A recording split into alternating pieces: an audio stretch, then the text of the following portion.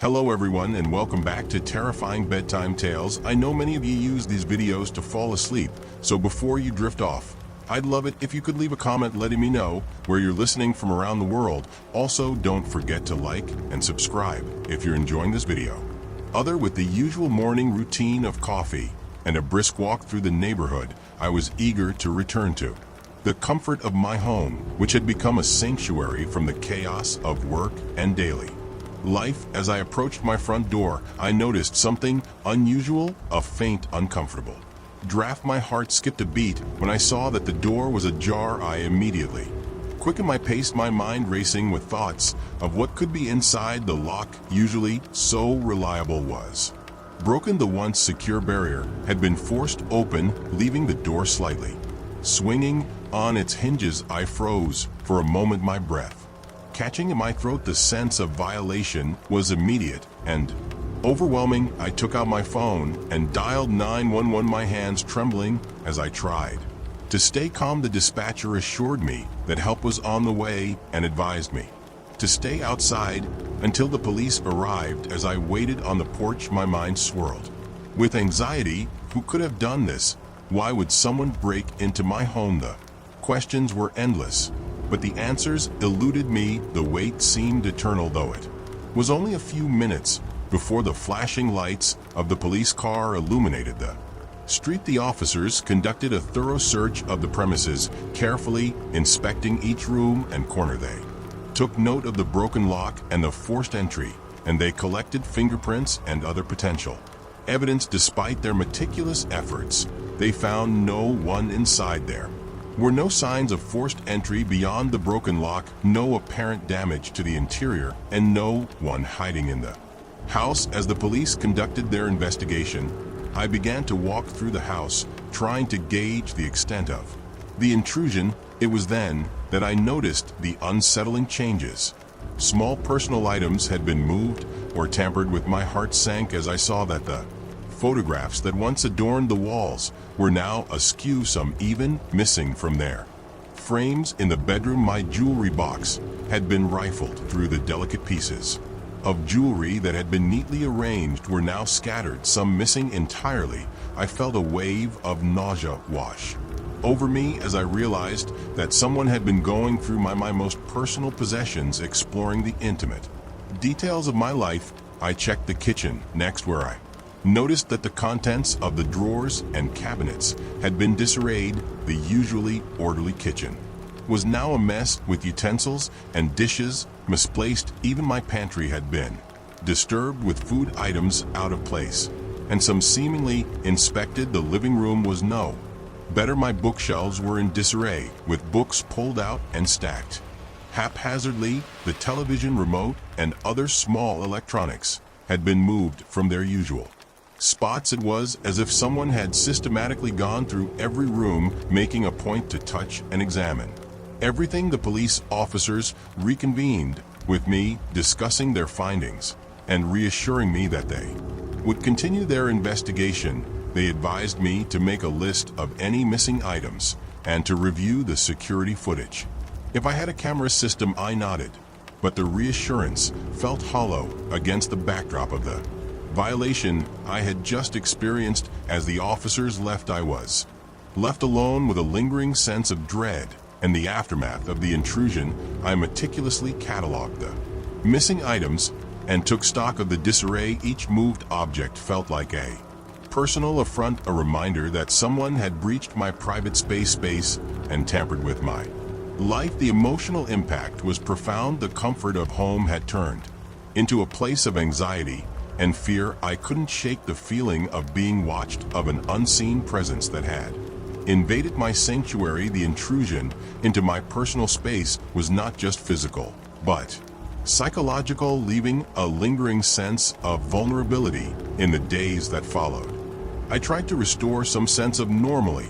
I repaired the broken lock and had a new security system installed, hoping to regain a semblance of control and safety. I was more cautious than ever, locking doors and windows with obsessive care and avoiding any patterns that might make me a target. Despite these efforts, the sense of violation remained. I found myself constantly checking and rechecking locks, scrutinizing every noise or disturbance with heightened anxiety. The intrusion had shattered my sense of security, and the physical repairs could not mend the emotional damage. The police continued their investigation, but without more concrete evidence or leads, progress was slow. I was left to grapple with the aftermath, trying to rebuild my sense of safety and reclaim the comfort of my home. Each day was a struggle to find peace amidst the lingering shadows of the intrusion, a reminder that my personal sanctuary had been breached by an unknown and unsettling presence. The experience had changed me in ways I hadn't anticipated. The intrusion into my personal space had left a mark on my psyche, a constant reminder of the fragility of safety and the impact of having one's most intimate spaces violated. It was a stark lesson in the vulnerability we face in our most private moments, a reminder that security is never as absolute as we might hope. Story 2. The park across from my apartment had always been a place of solace. I would often walk there in the evenings, enjoying the calm and the view of the city lights reflecting off the pond. It was my escape from the hustle and bustle of everyday life, a place where I could clear my mind and unwind. But everything changed one evening when I noticed a man sitting on a park bench directly across from my apartment. At first, I didn't think much of it. He was an older man dressed in a simple gray coat with a fedora tilted at an angle. He seemed like any other park, lost in his own world. But over time, I began to realize that he was always there, sitting on that same bench at the same time every evening. It became a part of my routine to see him as I left my apartment and walked to the park. What made the situation unsettling was not just his constant presence, but the way he seemed to watch me. It was as if his gaze was fixed on me, tracking my movements with a precision that felt invasive. I couldn't shake the feeling that he was observing me closely, even though we never interacted. His eyes, hidden beneath the brim of his fedora, seemed to follow me wherever I went within the park. One chilly autumn evening, I decided to confront him. I was tired of the creeping sense of paranoia and decided it was time to address it directly. I approached the bench where he sat, his gaze still fixed ahead, seemingly oblivious to my approach. As I stood before him, he slowly turned his head to meet my eyes. "Excuse me," I began, trying to keep my voice steady. "I've noticed you sitting here every day. It feels like you're watching me. Is there a reason for that?" He looked at me with an expression that was both calm and enigmatic. A faint smile played at the corners of his lips. "I'm just watching over you," he said in a voice that was soft and measured. "Sometimes people need a guardian, even if they don't know it." His response sent a chill down my spine. The idea of someone claiming to watch over me, particularly when it felt so intrusive, was deeply unsettling. I wanted to ask more, to demand answers, but the intensity of his gaze made me hesitate. His demeanor was unnervingly serene, as though he was entirely comfortable with the discomfort he caused. I decided not to press further. I mumbled something about needing to go and walked away, feeling a wave of relief mixed with anxiety. That night, I couldn't shake the feeling of his eyes on me. Even though he was no longer there, I felt an overwhelming urge to escape the situation, to find a place where I could feel safe and unobserved. The following day, I began to make arrangements to move to a new apartment. I didn't share my reasons with anyone, fearing that my friends and family would think I was overreacting. I simply told them that I wanted a change of scenery. The process of packing and organizing was a distraction, but the thought of leaving the unsettling presence behind gave me a sense of urgency. The move was exhausting, but exhilarating. I found a new place in a different part of the city, far from the park, and a man who had intruded on my sense of security. I hoped that a fresh star would help me shed the lingering feeling of being watched. The first few nights in the new apartment were peaceful. I settled and enjoyed the new surroundings and began to relax. But despite the change in environment, the sense of unease never fully dissipated, I still felt like someone was watching me even though there was no one around. The anxiety that had plagued me in the old apartment seemed to follow me like a shadow that refused to leave. I tried to rationalize it. Perhaps it was the result of the paranoia that had built up over the months. I had been so on edge, so attuned to the idea of being observed, that the feeling had become a persistent companion. I started to question whether the man had been real or just a figment of my imagination, a manifestation of my fears. As the weeks went by, the sensation of being watched began to neat, but it never entirely disappeared. I found myself double-checking locks and curtains, constantly aware of every sound and movement in my new apartment. The experience had left me more cautious and less trusting of the world around me. I avoided returning to the old park, and I rarely ventured out in the evenings, opting instead to stay indoors where I felt safe. The man on the bench became a ghost of my past, a reminder of the unsettling experience that had driven me to seek a new beginning. Despite the new apartment and the change of scenery, I couldn't shake the feeling that the man's presence had left a mark on me. The idea of someone watching me, even with the guise of being a guardian, had altered my perception of safety and trust. One realized that the feeling of being watched was no longer tied to a specific location or person, but had become a part of my psyche. In the end, I had moved away from the park in the mysterious man, but the emotional residue of that experience stayed with me. It had taught me to be more aware of my surroundings and to question the nature of security and privacy. The man's unsettling smile and cryptic words remained a haunting reminder of how deeply unsettling it can be to feel observed, even by someone who claims to be watching over you. Story 3. The first time I heard it, I dismissed it as a trick of the mind. I had recently moved into a charming but old house on the outskirts of town. The place had character, with creaky wooden floors and high ceilings that made it feel spacious and somewhat grand. I was living alone, a decision I had made to enjoy some solitude and peace after a particularly stressful period at work. That first night, as I settled into my new home, I was surprised by how quiet it was. The usual hum of the city seemed miles away, and the only sounds were the occasional creak of the house settling. But just as I was about to drift off to sleep, I heard it, a faint rhythmic sound coming from somewhere in the house. It was so subtle at first that I thought it might be the old pipes or a draft playing tricks on me. Over the next few nights, however, the sound grew more distinct. It started as soft, muffled footsteps that seemed to echo through the empty rooms. The footsteps would appear sporadically, and each time I would get up and check the house, finding nothing out of the ordinary. The windows and doors were securely locked, and the house was as empty as I had left it. As the days turned into weeks, the footsteps became more persistent. It was no longer just a faint sound. It felt like someone was walking through every room of the house, pacing back and forth. The sound seemed to follow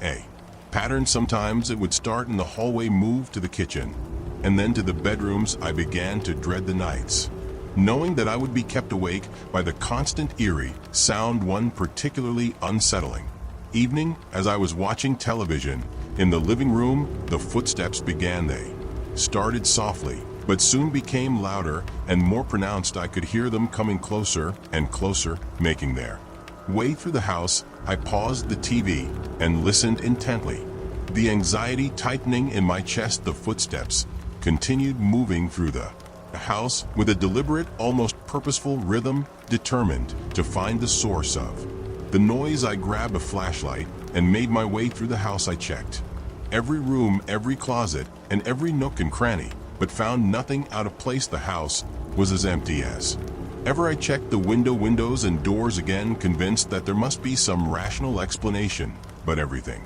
was secure and there were no signs of intrusion. The sound continued to haunt me. It became a nightly ritual to check the house before going to bed, and I even installed a few additional locks on the doors, thinking that perhaps they would provide some sense of security. Despite my efforts, the footsteps persisted, always just out of sight. but never quite disappeared. My friends and family were sympathetic, but skeptical when I told them about the noises. They suggested that it might be the house settling, or perhaps my imagination playing tricks on me. I wanted to believe that it was just a figment of my imagination, but the sounds were too consistent, too real to be dismissed so easily. One night, I decided to stay up and document the sounds. I set up a voice recorder in the hallway, where the footsteps seemed to be most prominent, and waited. As the hours passed, I could hear the footsteps on the recording clear and distinct. The recording also captured a faint whispering, though it was too indistinct to make out any specific words. Listening to the playback only heightened my sense of dread, confirming that the sounds were not just in my head. Desperate for answers, I contacted a local paranormal investigation group. They came to the house with their equipment, setting up cameras and recording devices throughout the property. They spent a night in the house documenting the sounds and conducting their investigation. Their findings were inconclusive, with the equipment picking up only the usual creaks and groans of an old house. The investigators left without any definitive answers, but their visit only deepened my unease. The footsteps continued, and the house became a place of constant anxiety. I started leaving lights on throughout the house, hoping that the presence of light might dispel whatever was causing the noises. I even considered moving, but the thought of packing up and leaving felt overwhelming. One particularly tense night, I was awoken by the sound of footsteps right outside my bedroom door. My heart raced as I lay frozen under the covers, listening to the rhythmic page ing. I finally mustered the courage to open the door and peek into the hallway. The house was empty, but the sound of footsteps seemed to be right there, echoing through the hallway. I decided to confront the sound. Hidden, I stood in the hallway and called out as someone there. My voice echoed in the empty space, but there was no response. The footsteps stopped, and for a moment the house was silent. The silence was almost more unnerving than the footsteps. Despite my attempts to rationalize the situation, the anxiety continued to grip me. The feeling of being watched, of having an unseen presence in the house, was inescapable. I grew more cautious, avoiding the darker areas of the house and spending as little time alone as possible. One evening, while browsing through old records in the attic, I came across an old journal hidden among the boxes. It belonged to the previous owner of the house, and as I read through it, I discovered that they had experienced similar disturbances. The journal described hearing footsteps and feeling a constant sense of unease, though it never mentioned any specific cause. The last entry ended abruptly with a cryptic note about the echoes of the past. The discovery of the journal offered some solace, knowing that I wasn't alone in my experiences. It didn't provide answers, but it connected me to the previous occupant in a way that made me feel less isolated. The footsteps gradually faded, though the house never felt entirely quiet again. Living in the house had taught me to appreciate the boundaries between reality and fear, and the echoes of those footsteps served as a reminder of the mysteries that can linger in old, creaky spaces. The experience had left an indelible mark, a constant reminder of the thin line between the known and the unknown story. For the first sign that something was wrong came when I noticed the silence. My cat Whiskers was usually the first to greet me when I came home. Her purring and playful antics were a comforting part of my daily routine, but on that particular day, as I walked through the door, the house felt eerily quiet. I called out for her, but there was no response. I searched the house, thoroughly checking all her favorite spots, but Whiskers was nowhere to be found. My initial worry quickly turned into panic. I scoured every corner of the house, checked under furniture, and even peered into the closets, hoping she was hiding. I then ventured outside, calling her name and shaking her treat bag, but there was no sign of her. After hours of searching with no results, I began to post flyers around the neighborhood. The flyer depicted a photo of Whiskers with a brief description and my contact information. I handed out copies to local businesses and spoke with my neighbors pleading for any information about her. Whereabouts days turned into a week and my anxiety grew with each passing day. I received occasional tips from neighbors and kind strangers, but none led to any concrete information. The absence of Whiskers weighed heavily on me. I could not understand why she had disappeared or where she might have gone. I continued to hope for her safe return, clinging to the thought that someone might find her and bring her back home. Then one evening, just as I was starting to lose hope, I heard a faint familiar meow from outside. My heart leaped as I rushed to the door. There, sitting on the front step, was Whiskers, but the sight of her filled me with a mix of relief and horror. She was clearly injured. Her fur was matted and dirty, and she walked with a noticeable limp. Her eyes, usually bright and inquisitive, were now dull and frightened. I immediately scooped her up and took her inside, carefully examining her injuries. I cleaned her wounds and gave her some food and water, but her condition was worrisome. She was skittish and avoided eye contact, further confirming my fear that she had experienced something traumatic. Despite my care and affection, she remained withdrawn and seemed to flinch at sudden movements. As I gently examined her collar, I noticed a small folded note attached to it. My hands trembled as I unfolded it. The note was written in a neat but unfamiliar handwriting, and it read, "She was ours for a while." The message sent a shiver down my spine. It was cryptic and unsettling, suggesting that someone had intentionally kept her from me. The implications of the note were terrifying. It meant that Whiskers had been in someone else's possession, and the condition in which she returned hinted at possible mistreatment. My mind raced with questions. Who could have taken her? Why did they keep her? And what had they done to her during that week? I contacted the local authorities and showed them the note and Whiskers' injuries. They took down the details, but seemed unsure of how to proceed with the case, given the lack of evidence and the cryptic nature of the note. They advised me to take Whiskers to a vet for a thorough examination and to monitor her behavior for any signs of ongoing distress. The vet's examination revealed that Whiskers had multiple bruises and a few minor cuts. The vet couldn't determine the exact cause of her injuries, but assured me that she would recover with time and proper care. The trauma she had endured was evident in her behavior, and the vet recommended a calm and supportive environment to help her adjust. As days went by, I noticed small improvements in Whiskers' demeanor. She began to explore her surroundings more and gradually returned to her playful self, though she remained cautious and easily startled. Despite the progress, the mystery of her disappearance and the ominous note haunted me. I felt a profound sense of violation, knowing that someone had taken her and held her against her. Will I continue to investigate on my own, reaching out to local animal shelters and rescue groups to see if they had any information about missing pets or unusual reports. I even started to ask around in nearby neighborhood, hoping to gather any leads, but as time passed, the case seemed to grow colder and no new information surfaced. The note became a constant reminder of the unknown threat that had intruded into our lives. I tried to move on and focus on Whiskers' recovery, but the sense of unease never completely left me. I installed additional security measures around my home and made sure that all windows and doors were securely locked. The experience had left me with a heightened sense of vigilance and a lingering fear that something could happen again. Despite the trauma, Whiskers slowly began to reclaim her place in my life.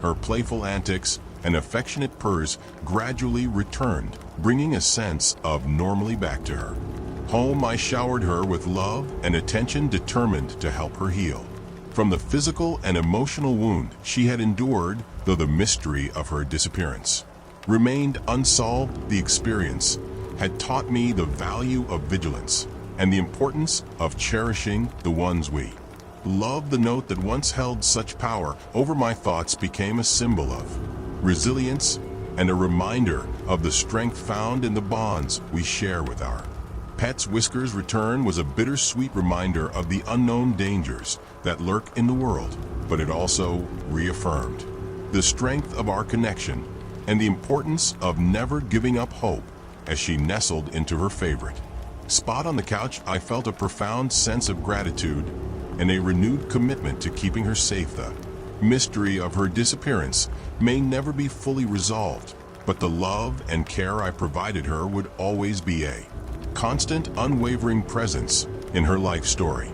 5. It was an ordinary Saturday morning when I accidentally knocked over my bathroom mirror. It shattered into 1,000 tiny pieces, scattering across the tile floor with a cacophony of tinkling glass. I stood in stunned silence, the sharp fragments glittering like cruel confetti. The mirror had been a fixture in the small, dimly lit bathroom for years, and its sudden destruction left me feeling unsettled. Cleaning up the mess was a tedious task. I carefully gathered the shards, mindful of the potential for injury, and disposed of them. Once the room was free of glass, I turned my attention to replacing the mirror. It was an inconvenience, but it seemed like a simple fix. I ordered a new mirror online, choosing a sleek, modern design that would fit the space perfectly. Days passed, and the new mirror arrived. I was relieved to see the delivery man carrying it up to my door. He handed me the package with a smile and disappeared quickly, as if eager to be done with the delivery. I tore open the box, revealing the pristine mirror encased in protective padding. Along with the mirror was a note from the delivery service. Hope this one doesn't crack. The note, with its casual yet ominous tone, sent a shiver down my spine. I dismissed it as a strange joke or a coincidence, the kind of dark humor you sometimes encounter in unexpected places. I hung the new mirror on the wall, admiring its clean, reflective surface. The bathroom felt brighter and more open with the new addition. For the first few days, everything seemed normal, but as time went on, I began to experience an unsettling feeling. Whenever I looked into the mirror, it was as if the reflective surface was hiding something just beyond my sight. Each time I caught my own reflection, a chill would run down my spine. I couldn't shake the feeling that someone or something was watching me from the other side. I tried to rationalize the sensation. Perhaps it was merely a psychological effect, the result of having been so recently shaken by the old mirror's breakage. But the discomfort persisted. I found myself avoiding the bathroom, and when I did enter, I would quickly avert my gaze from in the mirror. The feeling of being watched grew stronger each day. The cracks from the old mirror had not been completely cleaned up, and despite my efforts to sweep away the broken glass, I knew some shards had probably been missed. I wondered if these remnants were causing the uneasy feeling, or if there was something more to the note in the new mirror. One evening, after a particularly unsettling day, I decided to investigate further. I carefully examined the area around the old mirror's former location. The tile floor was clean, but I noticed a small dark spot near the corner of the room. I hadn't seen it before, and it seemed to be a remnant of the shattered glass. I picked up a flashlight and scrutinized the spot, but it appeared to be just a smudge. Determined to find a logical explanation, I decided to clean the area thoroughly. I used a vacuum cleaner with a nozzle attachment, making sure to get into every crevice. I also checked the wall behind where the old mirror had been, but it was solid and music undisturbed. As I worked, my mind kept returning to the note that had come with the new mirror. It seemed so innocuous, yet oddly foreboding. I couldn't help but feel that there was something more behind it. Was it a veiled threat, or simply a prank? I couldn't shake the feeling that it was connected to the strange sensations I had been experiencing that night. As I lay in bed, I was haunted by vivid dreams. I dreamed of shadows moving behind the mirror, of eyes peering out from the glass. I awoke in a cold sweat, the discomfort from the dreams spilling over into my waking life. I decided to seek help, reaching out to friends and family, but they all dismissed my fears as the overactive imagination of someone who had recently experienced a minor trauma. Feeling desperate, I reached out to a local paranormal investigator, explained the situation, including the note, the strange feeling, and the persistent unease. The investigator agreed to visit and take a look, intrigued by the unusual circumstances. When the investigator arrived, they conducted a thorough examination of the bathroom and the new mirror. They used various tools and techniques to check for any anomalies, including electromagnetic readings and thermal scans. To my relief, they found no evidence of anything supernatural or unusual. The mirror was simply a mirror devoid of any hidden threats or malevolent forces. Despite the investigators' findings, the sense of unease did not fully dissipate. I continued to feel as though I was being watched whenever I looked into the mirror. The investigator suggested that the psychological impact of the incident combined with the unsettling note might be contributing to my ongoing discomfort. I took their advice to heart and tried to focus on moving past the experience. I made a conscious effort to use the bathroom more regularly and to avoid letting the mirror's presence affect me. I also tried to engage in activities that would help distract me from the lingering feelings of unease. Over time, the intensity of the fear gradually lessened, though it never completely disappeared. The new mirror remained a source of discomfort, but I learned to manage my anxiety and face the mirror with more confidence. I kept the note and the remnants of the old mirror in the box, a reminder of the strange and unsettling music experience the incident taught me about the power of suggestion and the ways in which our fears can shape our perceptions. While the mirror itself was not sinister, the combination of a broken past and an ominous message had created an environment ripe for anxiety. I learned to confront my fears and to recognize that sometimes the most unsettling things are those that exist solely in our mind's story.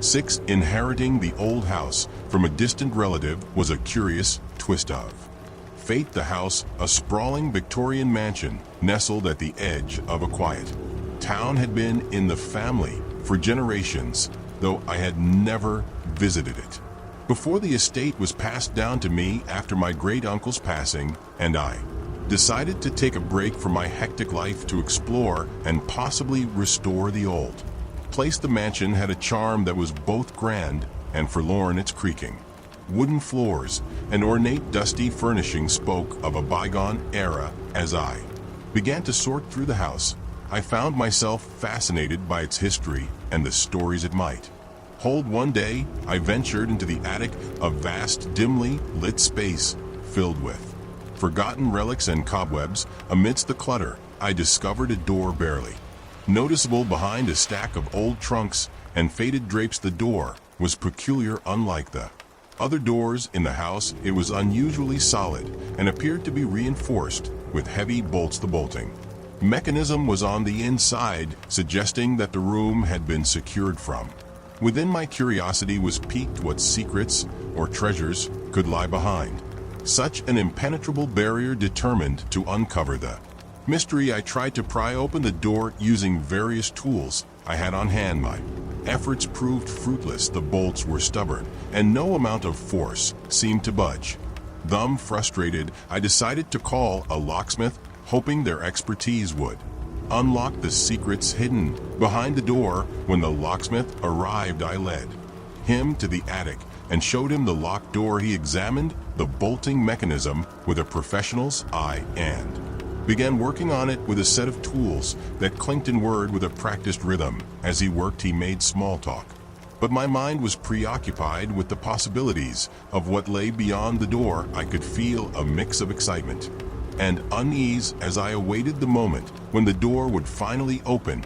After an hour of meticulous work, the locksmith stepped back and wiped his brow. "All right," he said, "let's see what's inside." With a turn of the handle and a gentle push, the door creaked open, revealing the room beyond. To my astonishment, the room was completely empty. There was no furniture, no boxes, not even dust. The space was as barren as the day it was built. The walls and floor were bare, and the emptiness of the room was almost unsettling. The locksmith looked around, puzzled. "That's strange," he remarked. "It's as if nothing was ever stored Here I couldn't shake the feeling of dread that settled over me.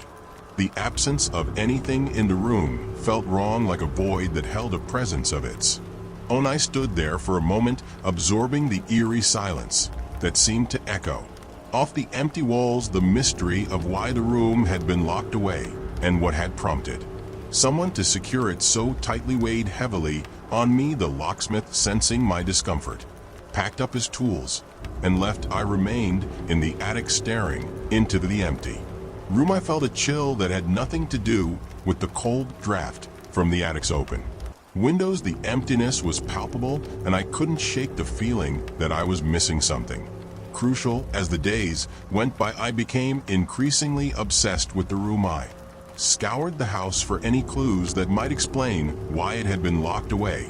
I searched through old papers and dusty boxes, hoping to find a journal or letter that might shed light on the mystery, but all my efforts proved fruitless. The house seemed to hold its secrets tightly, revealing nothing more than its aging furnishings and cobweb-covered corners. I began to experience strange occurrences. At night, I would hear creaks and groans from the attic, as though something was shifting or moving within the empty room. I would wake up to the sound of footsteps echoing through the house, only to find nothing. When I investigated, the sense of being watched grew stronger, and I could no longer ignore the feeling that something was profoundly wrong. Determined to get to the bottom of the mystery, I decided to investigate the history of the house. I visited the local historical society and spoke with the town's oldest residents, hoping to find any information about my great-uncle or the house's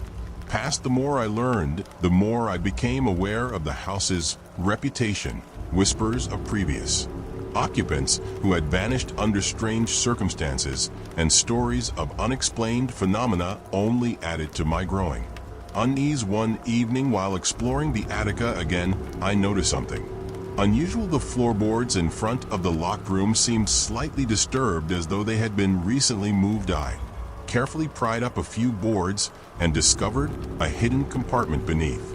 Inside were old leather-bound books and yellowed papers, all meticulously organized. The documents included correspondence and legal papers, but none provided any clear answers about the room or its purpose. The more I delved into these documents, the more I felt a sense of foreboding. The records detailed legal disputes, mysterious transactions, and references to individuals whose names were unfamiliar. There were no direct mentions of the locked room, but the overall sense of secrecy and hidden motives was unmistakable. The empty room, the strange occurrences, and the enigmatic documents created a tapestry of dread and confusion. I found myself trapped in a web of mystery where the answers remain just out of reach. The room, though physically empty, seemed to hold a significant and unsettling presence. It became a symbol of the unknown, a reminder that some secrets were meant to remain hidden, no matter how hard one tries to uncover them. As I prepared to leave the house for good, the locked room remained a haunting enigma. The sense of dread that had accompanied me throughout my investigation lingered. The house, with all its history and hidden corners, would continue to hold its secrets, and the empty room would remain a chilling reminder of the mystery that lay behind closed doors. Story 7. It began with a simple phone call. I was lounging in my living room on a quiet Tuesday night when my phone rang. The number was unfamiliar, and I hesitated before answering. It was past midnight, and the call seemed odd, but I figured it might be a wrong number or a late-night scam. "Hello," I said, my voice echoing in the stillness of the room. There was only silence on the other end, punctuated by the occasional static noise. I waited, but no one spoke. After a few moments, the call ended, leaving me with an unsettling feeling. The next night at precisely midnight, the same number appeared on my phone. I answered again, and once more. There was only silence. I listened carefully, but there was nothing but the faint crackle of static. I hung up, feeling a shiver run down my spine. I dismissed it as a prank or an automated call from a telemarketer, the calls continued for several nights, always at the same time. Each time I would answer, only to be greeted by silence. My growing anxiety made it difficult to sleep. The calls seemed like a sinister game, and I couldn't shake the feeling that there was something more behind them. One night, as I answered the call, a soft, almost whisper-like voice finally broke the silence. "I know where you are," it said. The words were chilling, and they sent a jolt of fear through me. My heart pounded as the call abruptly ended. I tried to steady my breathing, but the message lingered in my mind. I immediately attempted to trace the number, hoping to find some clue about who was calling. The number appeared to be untraceable. No information could be found, and there were no records of the call being logged by my phone provider. The frustration added to my anxiety. How could I protect myself if I didn't even know who was behind these disturbing calls? The next few nights, I grew increasingly paranoid. I tried to stay awake, hoping to catch the caller in the ACT, but exhaustion would eventually overtake me. The calls came with clockwork regularity, always at midnight. The eerie message, "I know where you are," seemed to echo in my mind, making it difficult to focus on anything else. I considered changing my phone number, but I was concerned that the caller might find other ways to reach me. I began to take extra precautions, locking all my doors and windows, installing additional security measures, and even checking my surroundings every time I left or returned home. I was constantly on edge, feeling like I was being watched. One particularly sleepless night, as the hour approached midnight, I sat in the dimly lit living room clutching my phone. The minutes ticked by slowly, and as the clock struck midnight, the phone rang. My heart raced as I answered. The silence on the other end was deafening. But then the whisper came again, "I know where you are." This time I heard something else, a faint background noise like the murmur of voices or the rustling of papers. I tried to discern any details, but the noise was too faint and distorted. The call ended abruptly, leaving me more unsettled than ever. Desperate for answers, I reached out to the police. I explained the situation, providing them with details of the calls and the unsettling message. They took my report seriously and assured me they would look into it. They advised me to document any further calls and to remain vigilant. Their reassurance did little to ease my anxiety, as the feeling of being stalked and observed lingered. The calls continued for several more nights, but then almost as abruptly as they had started, they stopped. The midnight ring ceased, and the silence was both a relief and a source of new anxiety.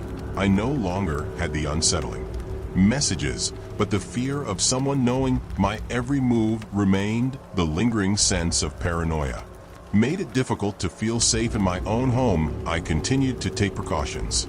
Though the calls had stopped, I remained cautious and aware of my surroundings, always feeling like someone might be watching me. The experience had left a lasting impact, a reminder of how easily our sense of security can be shattered. Looking back, I often wondered about the identity and motive of the caller. What did they want? Why did they choose to contact me in such a disturbing manner? The unanswered questions only added to the unease that had taken hold of me. The fear of being watched or followed became a constant part of my life, a lingering shadow that I couldn't quite shake off. In the end, the midnight caller's identity remained a mystery. Though the calls stopped, the psychological impact of the experience continued to influence my behavior. I had learned to be more cautious and aware, but the memory of those unsettling messages, "I know where you are," remained a haunting reminder of how vulnerable we can be to the unknown. Story 8. It began subtly, almost imperceptibly. I first noticed my elderly neighbor, Mr. Thompson, casting occasional glances towards my windows. He lived in the house next to mine, a quaint, weathered home that had seen better days. I would see him standing by his window or tending to his garden, his gaze drifting toward my house with an intensity that unsettled me. At first, I tried to dismiss it as a harmless quirk of his aging mind. After all, it was not uncommon for people to be curious about their neighbors, but over time, his behavior grew increasingly noticeable whenever I caught him staring. Through my windows, his reaction was always the same. He would quickly avert his eyes, pretending to be engrossed in some task. The pretense was transparent, and his furtive glances made me uneasy. One evening, as I was relaxing in my living room, I caught him peering through the small gap in my partially opened blinds. My heart raced as I saw him standing just outside his front door, his eyes fixed on my window. I had to confront him. I marched over to his porch, my nerves frayed and my heart pounding. "Mr. Thompson," I called out as I approached. He looked up, at the start a mixture of surprise and guilt etched on his face. "Is there something I can help you with? I've noticed you've been looking into my windows quite a bit lately." His initial response was a flurry of apology. "Oh dear, I'm so sorry if I've made you uncomfortable. I didn't mean to intrude or make you feel uneasy." I tried to gauge his sincerity. "Then why have you been watching my house?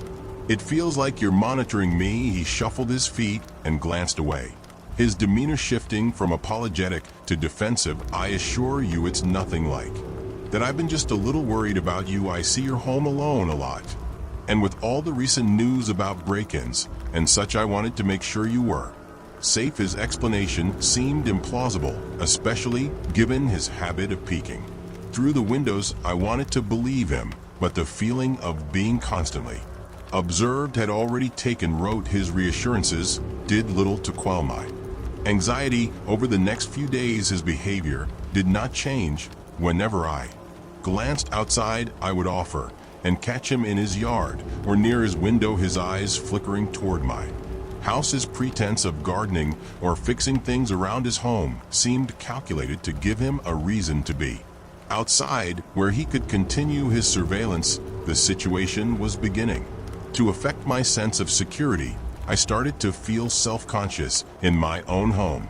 Simple activities like lounging on the couch or preparing a meal felt exposed. I found myself checking the windows more frequently, peeking through the blinds to see if he was watching. The constant vigilance made me feel trapped in my own space. I decided to install heavier blinds and curtains in my living room and bedrooms, hoping to create a barrier between myself and Mr. Thompson's prying eyes. But despite these efforts, the feeling of being watched lingered. I even considered moving to a different part of the house, but the sense of invasion was pervasive, creeping into every corner of my life. One afternoon, I decided to confront Mr. Thompson again. I approached his house with a mixture of resolve and trepidation.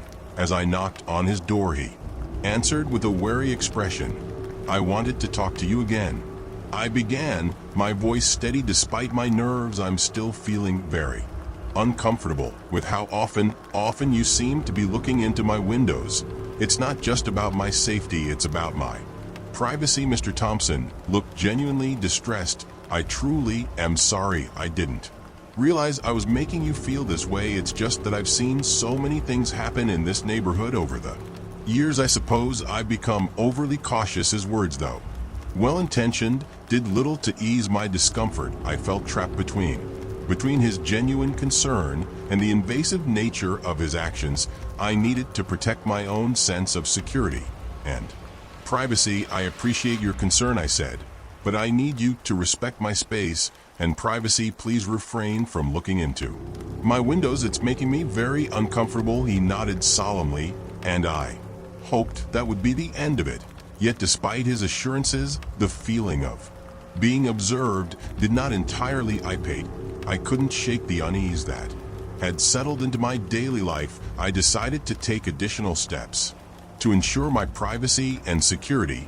I started to keep a detailed log of any unusual occurrences and any signs of Mr. Thompson's presence near my home. I also spoke with other neighbors to see if they had noticed anything unusual. Their feedback was mixed. Some had noticed Mr. Thompson's peculiar behavior, while others had paid much attention. Feeling that I needed to further address the situation, I sought advice from a local community support group. They provided me with guidance on dealing with invasive neighbors and suggested documenting everything to build a clearer picture of the situation. They also advised me to maintain open communication with local law enforcement if necessary. Months went by, and while Mr. Thompson's behavior became less intrusive, I remained on edge. The sense of being watched was an unsettling reminder of the delicate balance between neighborly concern and personal privacy. I continued to be vigilant, always aware of the thin line between genuine care and unwelcome intrusion. In the end, the experience taught me a valuable lesson about personal boundaries and the importance of standing up for one's own sense of security. It also highlighted the complexities of human interactions and the ways in which well-meaning actions can sometimes cross into discomforting territory. Despite the resolution, the echoes of that unsettling feeling lingered, a reminder of how deeply personal privacy can impact our sense of well-being. Story 9. It began subtly, almost imperceptibly. I first noticed the issue with my home security system one evening while checking the live feed on my phone. The usual clear, crisp images of my home were replaced with odd, distorted visuals. The cameras seemed to flicker between different angles, showing bizarre, overlapping scenes of rooms and hallways. At first, I chalked it up to a temporary glitch or a minor technical hiccup, but as days passed, the problem persisted, growing more unnerving with each passing hour. I called the security company, and a technician arrived promptly to inspect the system. He spent several hours checking the wiring, recalibrating the cameras, and updating the software. He assured me that everything was in order and that the issue should be resolved. I felt a sense of relief, albeit short-lived. The next day, as I reviewed the footage from the previous night, my sense of unease returned. The recording showed scenes from my home, but with an unsettling twist. The images were distorted, as if viewed through a warped lens. Objects and furniture appeared strangely out of place, and shadows seemed to move in unnatural ways. The most disturbing aspect was that the footage showed what appeared to be someone moving around my home while I was away. I replayed the footage multiple times, trying to make sense of the scenes. There were moments when the figure was barely visible, just a fleeting shadow or a blurry shape.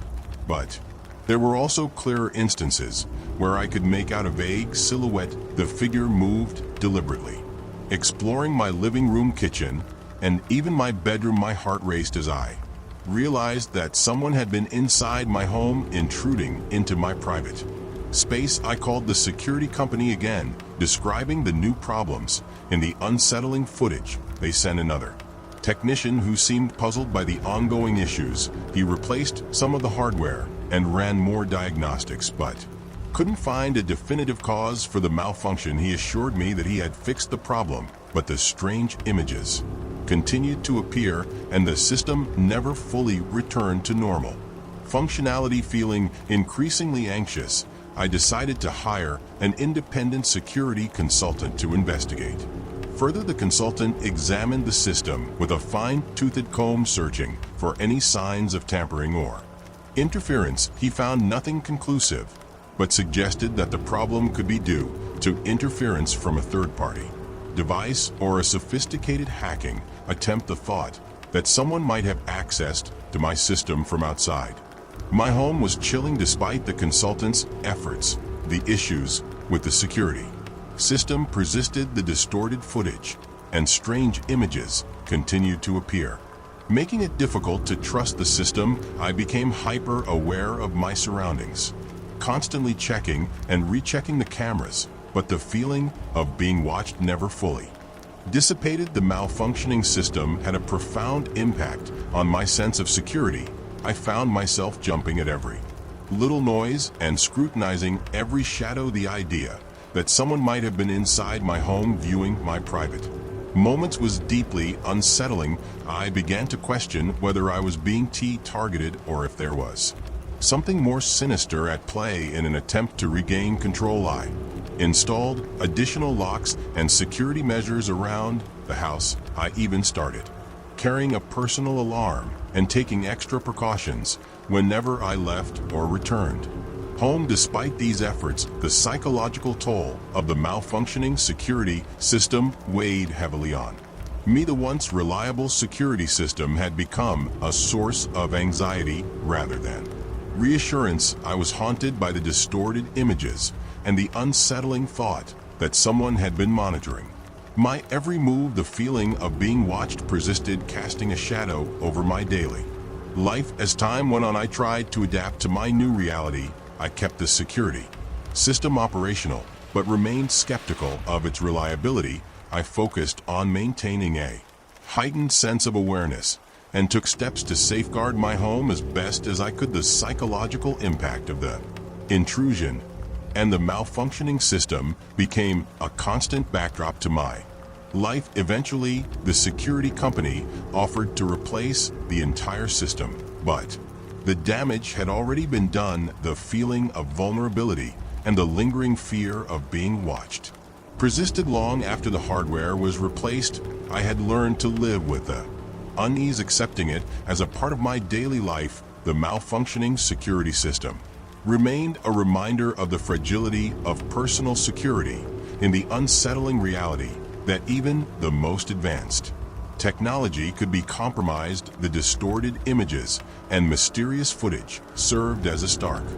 reminder that safety is never guaranteed, and the specter of being monitored lingered like a shadow in the corners of my mind. In the end, the experience taught me the importance of remaining vigilant and proactive in safeguarding my home. While the physical security measures were restored, the psychological impact of the intrusion left a lasting impression. The distorted footage and malfunctioning system had revealed the hidden vulnerabilities that exist in our seemingly secure lives, reminding me to always be aware and prepared for the unexpected. Story 10. The doorbell rang unexpectedly one afternoon, jolting me from my work. I wasn't expecting any deliveries, and the absence of a scheduled package made the sudden sound more alarming than usual. I opened the door to find a small plain package resting on the doormat. It was wrapped in brown paper and tied with simple twine, but there was no return address or sender information. My heart raced with a mixture of curiosity and apprehension as I picked up the package. It felt unusually light, and the lack of identifying details only added to my unease. I took it inside, setting it down on the kitchen counter. The silence of the house seemed to amplify my growing sense of dread.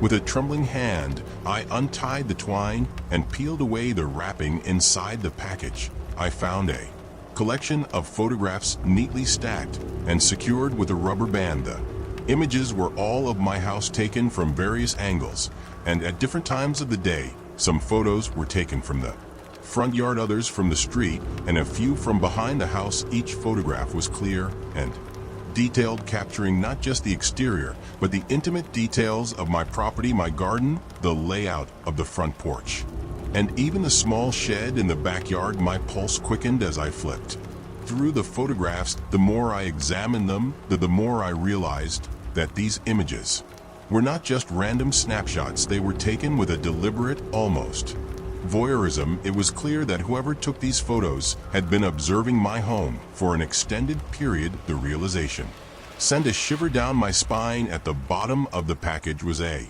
handwritten note scrawled in a hurried, almost frantic script. It read, "You should have been more careful." The message was cryptic and menacing, and its brevity only added to the unease. There were no explanations, no further context, just a chilling statement that left me questioning the sender's motives. I tried to make sense of the situation. Who could have sent this package, and why? My mind raced through a list of possibilities: an unhappy acquaintance, a prankster, or something far more sinister. But no matter how I tried to rationalize it, the feeling of being watched and scrutinized persisted. I immediately contacted the local police, hoping they could trace the package or offer some insight into its origins. The officers arrived and took the package and photographs for further examination. They dusted for fingerprints and checked for any other identifying information, but found nothing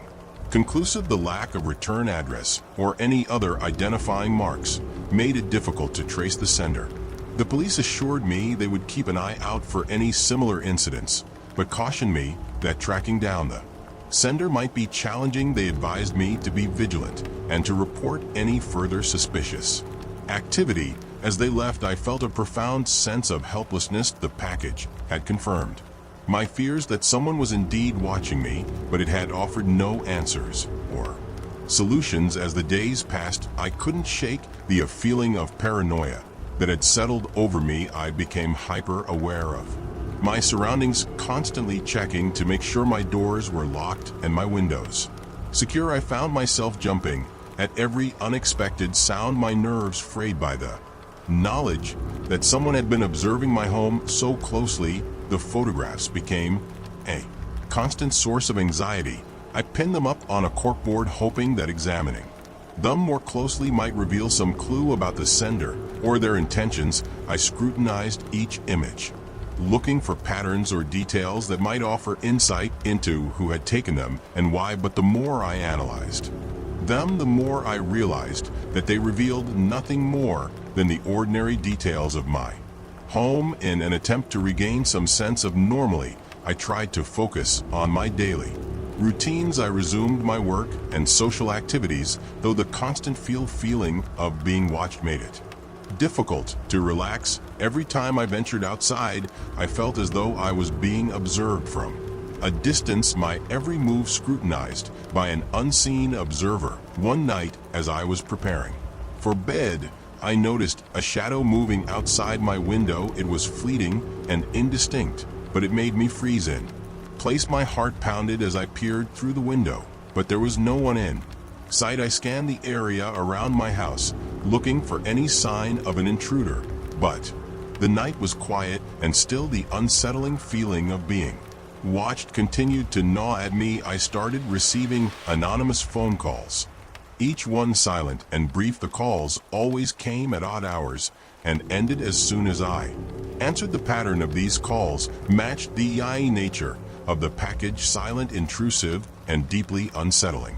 I began to question my own sanity, wondering if my fear and paranoia were playing tricks on me. I sought the help of a therapist, hoping that talking about my experiences might help me make sense of the situation and regain a sense of control. My therapist listened attentively and offered reassurance, but the fear and anxiety remained. Despite the passing weeks, the package and its cryptic message continued to haunt me. I felt as though I was living in a state of constant vigilance, unable to escape the feeling that someone was always watching, always waiting. The lack of answers and the persistent feeling of being observed created a psychological weight that I struggled to bear. One day, I received a letter in the mail from the police informing me that they had been unable to make any progress in the investigation. The letter was polite but disappointing, offering no new leads or information. The words seemed to echo my own feelings of frustration and helplessness. As time went on, the intense fear gradually subsided, though the sense of unease lingered. The package and its contents had left an indelible mark on my life, reminding me that even in the safety of my own home, the specter of being watched could intrude. Though I tried to move on and reclaim a sense of normalcy, the shadow of that package remained a haunting reminder of a breach of privacy that had forever altered my sense of security. Story 11. For weeks, the strange ritual had unfolded outside my front door. Each night, at exactly 3 a.m., a persistent knocking would echo through the stillness of my home. The sound was a rhythmic and unnervingly consistent, rapping like an insistent ghostly visitor with no intention of leaving.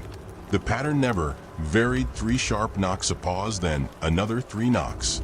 It was as if some unseen entity was bound by a precise schedule. At first, I tried to dismiss it as a product of my overactive imagination. The knocks always came at the same time, disrupting my sleep and leaving me restless. I told myself it was probably just a neighbor playing a prank or some animal tapping at the door, yet each night the sound pierced through the quiet, growing increasingly unnerving. One particularly cold night, as The knocks reverberated through my home. I could no longer ignore the noise, summoning the last remnants of courage. I crept out of bed and made my way to the front door. My heart pounded as I peered through the peephole, but there was no one there. I hesitated, then cautiously opened the door. The only thing I found was the cold night air in the empty porch, bathed in the dim glow of the street lamp. I stepped outside, scanning the area for any signs of movement. The porch light cast eerie shadows,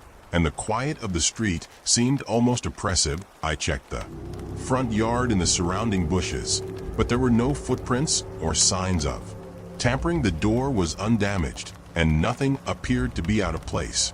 Despite the lack of evidence, the knocking continued each night. I grew increasingly anxious, my nerves frayed by the relentless disturbance. I began to wonder if someone was intentionally trying to unsettle me. I took precautions, adding an extra lock to the door and installing a security camera. I hoped that if there was someone out there, the camera would capture them, and the added security might offer some peace of mind.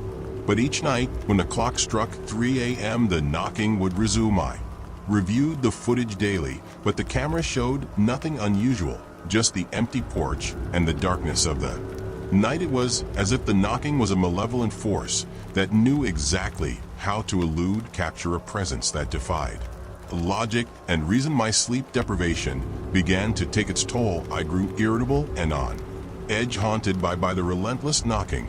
I tried to find solace in the daytime, but the fear of the nightly disturbance loomed over me like a dark cloud. I became increasingly isolated, avoiding social interactions and focusing solely on the fear that had gripped me. After weeks of enduring the torment, I reached a break-in point. The knocking was not just an inconvenience, it was a psychological assault that had left me feeling violated and unsafe in my own home. The once comforting sanctuary had become a prison of anxiety, and I realized that I could no longer tolerate the intrusion. With a heavy heart and a sense of resignation, I made the decision to move. The prospect of starting over in a new place seemed like the only way to escape the haunting rhythm that had consumed my life. I packed my belongings and left the house, hoping that a change of scenery would bring relief and a sense of normalcy. As I drove away from the house, I glanced back one last time, feeling a mixture of relief and apprehension. The thought of leaving behind the oppressive presence that had haunted me was a small comfort, but the fear of being stalked stayed with me. The unsettling memories of the knocking were not easily forgotten, and the experience had left an indelible mark on my psyche. In the weeks that followed, I settled into my new home, trying to rebuild my life and regain a sense of security. The nightly knock had ceased, replaced by the quiet hum of a new environment. Despite the physical distance from the old house, the psychological impact remained. I found myself wary of the dark, the quiet, and the rhythm of nighttime disturbances. The experience had changed me in ways I hadn't anticipated. I became more vigilant, more anxious about the unknown. The knocking had been more than just a physical disturbance. It was a psychological invasion that had left me feeling vulnerable and exposed. Each night as I lay in bed, I found myself listening for any sign of an intruder, any hint of the familiar rhythm that had once plagued my life. The fear of being stalked lingered, a shadow of unease that followed me even in my new home. I became hyper-aware of my surroundings, constantly checking and rechecking locks and avoiding patterns that might make me a target. The one simple act of closing my eyes at night became fraught with anxiety, a reminder of the darkness that had once intruded upon my life. Though I tried to move on and find solace in my new surroundings, the haunting rhythm of the knocking remained a part of me. It was a constant reminder of the fragility of safety and the psychological toll that such disturbances can inflict. The experience had left me forever changed, a stark lesson in the impact of unseen forces and the deep-seated fear they can evoke. Story 12. The office was a second home to me, a place where I spent long hours immersed In work, I prided myself on being dedicated and meticulous, often staying late to ensure everything was perfect. The building was typically quiet after hours, with only a few scattered employees lingering to finish tasks. The janitor, a middle-aged man named Gary, was usually the only other person around during those late hours. At first, I had no reason to think anything was amiss. He was polite and professional, and I appreciated that. The office was always clean and well-maintained. However, as time went on, I began to notice a pattern that unsettled me. Gary seemed unusually interested in my work schedule and personal life. He would often make comments about how late I was staying or ask probing questions about the projects I was working on. His questions were oddly specific, and his remarks seemed to go beyond the casual small talk one might expect from a janitor. One evening, as I was working late to prepare for an important presentation, Gary made his usual rounds through the office.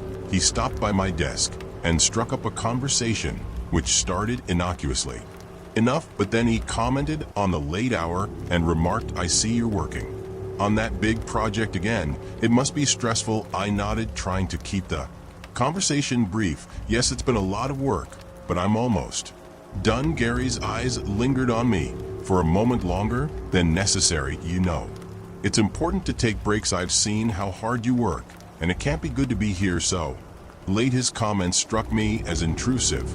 It wasn't the first time he had made remarks about my work habits or my personal life. He seemed to know more than he should given our limited interactions. I brushed it off as a peculiar personality quirk, but the feeling of discomfort lingered. The following week, I stayed late again to finalize some details for a major project. As the hours ticked by, I noticed that Gary's usual rounds were taking longer. He seemed to be spending more time around my floor, and I began to feel increasingly uneasy. The office was empty except for us, and the quiet hum of the fluorescent lights only heightened my sense of isolation. Around midnight, I decided to take a break and stepped out of my office to grab a coffee from in the kitchen. As I walked down the hall, I noticed Gary standing near the door to my office, seemingly fiddling with the lock. My heart raced as I watched him through the glass window in the door. It was clear that he was trying to gain access to my office, and the sight made my blood run cold. I quickly stepped back and called security, explaining the situation with a trembling voice. By the time security arrived, Gary was gone, and the door to my office was untouched. I felt a mix of relief and anxiety as the security team reviewed the footage and questioned the janitor. Gary claimed he was simply checking on the office and that his actions were a misunderstanding. However, the explanation didn't sit right with me. The next day, I reported the incident to HR. I explained the situation and expressed my concerns about Gary's behavior. HR took to the matter seriously and assured me that an investigation would be conducted. Gary was subsequently fired, and the company implemented stricter access controls to prevent unauthorized entry into offices after hours. Even though the situation was resolved and Gary was no longer employed at the company, the incident left a lasting impact on me. The feeling of invasion and the knowledge that someone had been trying to access my office without permission made me deeply uneasy. It was clear that Gary's interest in my personal life had crossed a line, and his actions had breached my sense of security. The aftermath of the incident was unsettling. I found it difficult to shake off the feeling of being watched, and I became hyper-aware of my surroundings. Every time I worked late, I couldn't help but glance over my shoulder, worried that someone else might be lurking in the shadows. The incident had eroded my sense of safety and trust within the workplace. In the weeks that followed, I tried to regain a sense of normalcy. I adjusted to the new security measures and took extra precautions to ensure that my office remained secure. The company provided support and counseling for employees who had been affected by the incident, and I attended sessions to help process my feelings and regain my sense of security. Despite these efforts, the memory of Gary's intrusion lingered. The once comfortable office had become a place where I felt vulnerable and exposed. The trust one had in the workplace environment had been shaken, and I remained vigilant, always aware of the potential for another breach of privacy. In the end, the experience served as a stark reminder of how quickly one's sense of safety can be compromised. It highlighted the importance of maintaining boundaries in ensuring that personal and professional spaces remain secure. While I eventually learned to manage my anxiety and rebuild my trust in the workplace, the incident remained a haunting reminder of the delicate balance between professional interactions and personal privacy. Story 13. Moving into a new apartment was supposed to be a fresh start, the chance to escape the hectic pace of my old life and enjoy some tranquility. The apartment complex was a mid-century building with character, exposed brick walls, tall windows, and a cozy layout that felt like a perfect fit. My new apartment was on the second floor, and my only neighbor was the unit next door, which had been empty since I moved in. At first, everything was quiet. I enjoyed the solitude, the peace that came with having a space to myself. But as the days turned into weeks, I began to notice something unsettling. It started with faint noises, barely perceptible at first, footsteps echoing from the empty unit next door, soft whispers that seemed to float through the walls, and the occasional sound of furniture being moved around. I tried to ignore it, attributing the noises to the quirks of old buildings, creaky floors, shifting pipes, and settling structures. But as the sounds persisted, they grew louder and more distinct. I found myself lying awake at night, straining to hear over the rhythmic ticking of my clock. The whispers became clearer, almost as if they were just on the other side of the wall. The footsteps were no longer subtle, but deliberate, as if someone was pacing back and forth. The disturbances were relentless. The sounds would begin around midnight and continue well into the early hours of the morning. I would often wake up startled, my heart racing as I listened to the unsettling noises. I would get out of bed, walk over to the wall, and press my ear against it, trying to discern what was happening. Each time I found nothing but the quiet of my own apartment and the echoes of my own fear. Desperate for relief, I approached the landlord. I described the noises and expressed my growing concern. The landlord, a middle-aged man with a perpetually furrowed brow, assured me that he would look into it. He explained that the neighboring unit had been vacant for a while and promised to investigate. Despite his assurances, nothing seemed to change. The